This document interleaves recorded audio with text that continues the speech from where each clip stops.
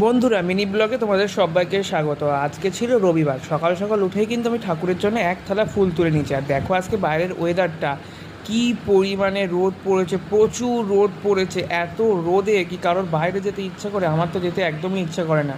তো দেখো, আজ রবিবার মানেই হলো আমার কাছে ঘর পরিষ্কার করার দিন, কারণ সারা সপ্তাহে আমি সময় পাই না। এই রবিবার দিনকেই কিন্তু আমি সময় পাই আমার ঘর পরিষ্কার করার, আমার বেডরুম পরিষ্কার করা, বাড়ির সমস্ত ফার্নিচার পরিষ্কার করা, সমস্ত কিছু কিন্তু পরিষ্কার করি আমি এই রবিবার দিনকে। তো তোমরা কারা কারা পরিষ্কার পরিচ্ছন্ন রাখো অবশ্যই কিন্তু আমাকে কমেন্ট করে বলবে।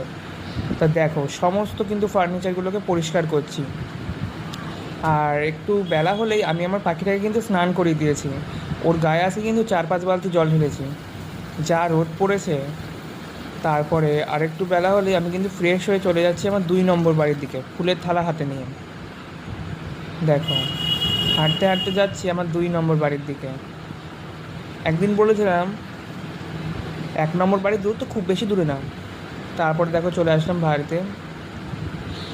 দেখো এখানে করেছে মাছের ঝাল, এঁচোড় চিংড়ি, শুক্তো চিংড়ি, ডাঁটা চিংড়ি। তো কেমন লাগলো অবশ্যই কিন্তু কমেন্ট করে বলো, আর পারলে ফলো করে দিও।